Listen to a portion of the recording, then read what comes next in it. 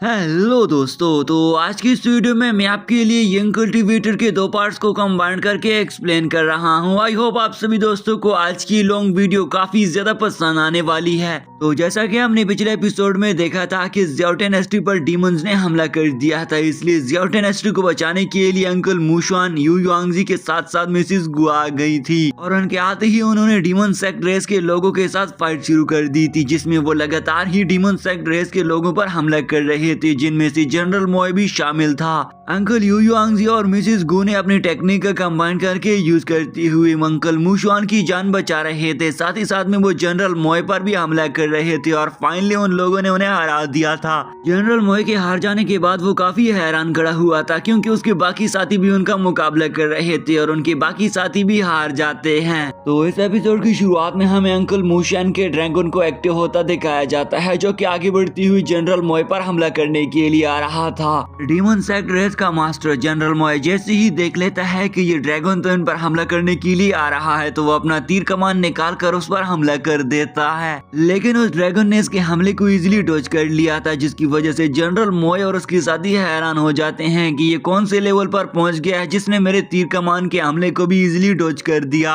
अब यहाँ पर जनरल मोए खुद की जान बचाने के लिए अपनी फेरी लैंड की तरफ वापस निकल गया था और वो जल्दी जल्दी से जा रहा था कि पीछे से अंकल मुशुआन ने भी उसे देख लिया, जिस पर वो कहता है कि जनरल मोए ने कत्ले आम किया है और इसने बहुत सारे मासूम लोगों को मारा है, इसलिए हम इसे जाने नहीं दे सकते हैं। और साथ में वो ये भी कहता है कि इसने हमारी सीलिंग को भी तोड़ दिया है, जिसकी वजह से इसने और भी हमारा नुकसान किया है। और सूली से कहता है कि जल्दी जल्दी इसका पीछा करो। और अब जैसे ही सूली सुन लेती है तो उसने अपनी पेपर टेक्निक को एक्टिव कर दिया है और जनरल मोए के यहाँ से भागते हुए तो उस पेपर में फंस जाते हैं, जिसकी वजह से वो उसे अपनी जगह पर लेकर आ गए थे। जैसे ही जनरल मोए और उसके साथी को दूसरी जगह टेलीपोर्ट कर दिया जाता है तो वो तो इर्द गिर्द देखकर वहीं पर ही हैरान खड़े रह गए थे। अब अगले सीन में हमें ज़ियाओ टेनेस्टी के हेक्सागोनल टेम्पल को दिखाया जाता है, जहां पर इर्द-गिर्द खामोशी ही खामोशी थी कि अचानक से वहां पर फेरी फॉक्स आ जाती है। फेरी फॉक्स जैसे ही अपने सामने बने हुए सील फॉर्मेशन को देखती है तो अचानक से उसके अंदर से दूसरी तरफ से प्रिंसेस ने इस पर हमला कर दिया था, जिसकी वजह से फेरी फॉक्स डर के मारे पीछे हट गई थी। प्रिंसेस फेरी फॉक्स कहती है कि मैं ये नहीं जानती थी कि तुम हमारे इस डायनेस्टी में इतने लंबे अरसे से यहाँ पर छुप कर रह रही थी, तो आज मुझे पता चल गया है तो मैं तुम्हें नहीं छोड़ने वाली हूँ। फेरी फॉक्स भी उसे देखकर कहती है कि अरे छोटी प्रिंसेस, तुम्हें तो बड़ी प्रिंसेस का ख्याल रखना चाहिए था। तुम यहाँ पर क्या कर रही हो? क्या आज तुम मुझे मारने या मेरा मुकाबला करने के लिए आ गई हो? साथ ही साथ में फेरी फॉक्स उसे कहती है कि अगर तुम्हारा ये ख्याल है कि तुम मेरा मुकाबला करोगी तो तुम मुझे कभी भी रोक नहीं पाओगी, क्योंकि मैं तुमसे ज्यादा पावरफुल हूँ। तुम मेरा कुछ नहीं बिगाड़ पाओगी। ये सुनकर तो छोटी प्रिंसेस भी गुस्से से उसे कहती है कि मैंने आपकी तरह रॉयल कैपिटल में बहुत सारे लोगों की जान ली है, तो तुम मेरे सामने क्या हो? और उस पर काफी ज्यादा गुस्सा हो रही थी।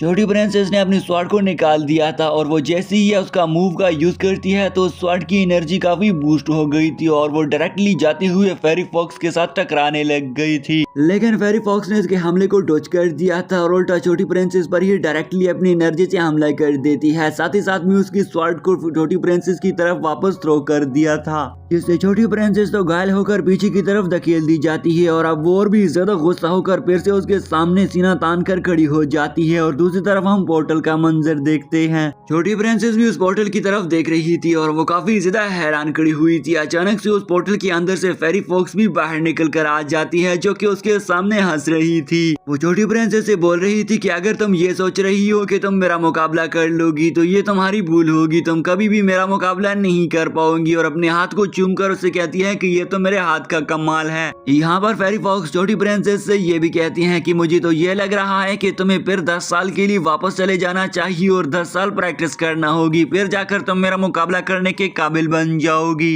लेकिन छोटी प्रिंसेस भी उसे कहती है कि मैं भी रॉयल फैमिली से हूँ, मैं तुम्हें ऐसे हार नहीं मानने वाली हूँ, और फिर से अपनी न्यू टेक्निक को स्टार्ट कर देती है। और इस मर्तबा छोटी प्रिंसेस अपनी स्काई क्लाउड सील का यूज करती है, जिसमें एक बहुत बड़े से स्वॉर्ड को एक्टिव करके उसके ऊपर एक लोटस भी बना देती है, ताकि वो उसकी पावर और भी ज्यादा एनहेंस कर सके। जैसे ही वो फेरी फॉक्स पर हमला कर देती है तो फेरी फॉक्स ने भी अपनी डिटेक्टिव सिस्टम का यूज करके एक सील बना ली थी और इस मर्तबा भी उसके हमले को इजिली ही डॉज कर लेती है। और इस हमले से फेरी फॉक्स को भी काफी गुस्सा आ चुका था। दूसरी तरफ से छोटी प्रिंसेस भी उसे कहती है कि मैं भी हार मानने वाली नहीं हूँ और अपनी एक न्यू टेक्निक को धीरे धीरे करके एक्टिव कर देती है। इस सील टेक्निक का नाम बेड बेंड टेक्निक है और जैसे ही इस टेक्निक को फेरी फॉक्स ने देख लिया था तो वो काफी ज्यादा हैरान होकर उसे देख रही थी और बोल रही थी कि छोटी प्रिंसेस ने इसको कैसे सीख लिया है। अब यहाँ पर छोटी प्रिंसेस बेड बेंड टेक्निक को एक्टिव कर लेती हुई फेरी फॉक्स को उसके अंदर फंसा देती है, लेकिन उसकी टेक्निक अच्छे से काम नहीं कर रही थी। दूसरी तरफ फेरी फॉक्स भी खुद को छुड़ाने में लगी हुई थी ताकि वो इस बेड बेंड टेक्निक से खुद को आजाद कर सके और इस तरफ छोटी प्रिंसेस बोल रही थी कि मुझे इसे और भी ज्यादा पावरफुल बनाना होगा।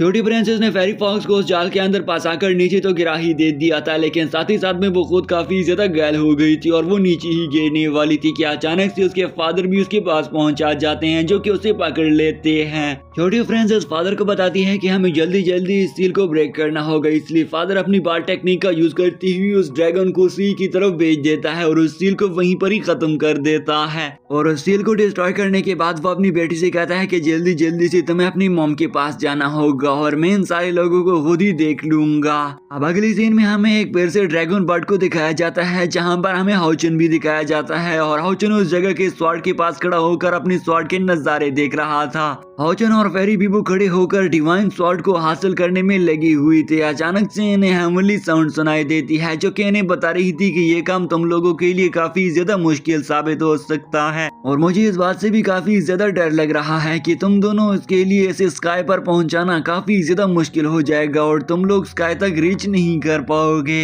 इसलिए मैं तो तुम दोनों से रिक्वेस्ट करूंगा कि तुम दोनों हार ही मान जाओ और ये काम ना ही करो तो बेहतर होगा। अचानक से वहां पर उनके पास ब्लास्ट होती हुई गॉड भी पहुंचा जाता है। इस गॉड के पास एक अनोखी किस्म का फर्नेस था जिसे अनोको टियानजू फर्नेस कहा जाता है और उसके आते ही वो उसे बोल रहा था कि हाउचन तुम एक यंग मास्टर यंग कल्टिवेटर हो, इसलिए अगर तुम मेरी हेल्प करोगे तो मैं भी तुम्हारी हेल्प जरूर करूंगा। वो उसे बोल रहा था कि अगर तुम मुझे अपनी डिवाइन स्वॉर्ड की पावर दे दोगे तो मैं तुम्हारे लिए इमोर्टल्स और डीमंस के लिए इमोर्टैलिटी की पावर्स को अचीव कर लूंगा। ये सुनकर हाउचन तो सोच में ही पड़ गया था। अचानक से ऊपर से वही ड्रैगन बर्ड आते हुए उसने इस मास्टर पर हमला कर दिया था और उनके बीच में फाइट होने लग जाती है। लेकिन नीचे ये दोनों खड़े होकर सोच रहे थे कि आखिरकार ये सब कुछ क्या हो रहा है, ये दोनों डिवाइन ऑब्जेक्ट्स यहाँ पर क्या कर रहे हैं और एक दूसरे से लड़ क्यों रहे हैं। वो दोनों डिवाइन मास्टर इस स्वॉर्ड को हासिल करने के लिए एक दूसरे के साथ लड़े जा रहे थे और वो इसे एक्सेप्ट करने की कोशिश करवा रहे थे, लेकिन इस तरफ हाउचन और फेरी बीबू आराम से खड़े होकर उनकी फाइट को एंजॉय कर रहे थे।